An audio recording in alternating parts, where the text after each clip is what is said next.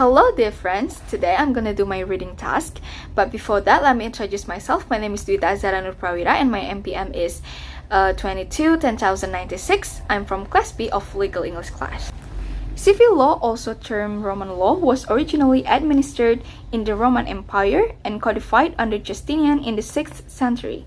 It includes the law of persons, the family, inheritance property, toils, unjust enrichment, and contracts and remedies by which interests falling within these categories are juridically protected. Although actually enforced but drastically changed since 530, the first three books of the Institute of Justinian, of persons, of things, of obligations, and the major civil codes all deal with substantially the same sets of problems and relationships called civil law. Technically, the civil law includes only the law of persons, natural and legal, the family, inheritance, property, and obligations. Civil law is fundamental law. It is studied first, and subsequent study is built on it. No society is able to live in an orderly way without an aggregate of rules governing the relations among the persons who are charged with enforcing their observance. This is a typically traditional approach.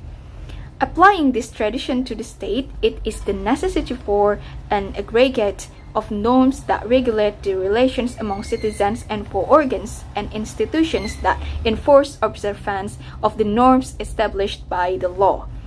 The legal norm is a general notion. It is not addressed to specific individuals but to a model fact situation.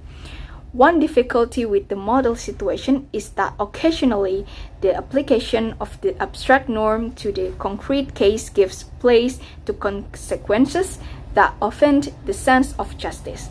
Equity is the power to vary application of the norms. It's the justice of the concrete individual. The civil law tradition recognizes only statutes enacted by legislative power, administrative regulations, and custom as source of law. There is no systematic hierarchical theory of source of law. Legislation, of course, is law book, so are other things, including judicial decision. The main division of law in the civil law tradition is into public law and private law. This distinction is fundamental, necessary, and evident. This distinction has a long history. It was actively employed during the process of codification and reform in the XCX century and become basic to the systematic reconstruction of the legal order.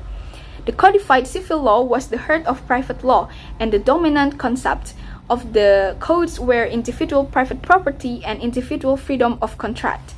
The emphasis on rights of property and contract in the codes guaranteed individual rights against intrusion by the state.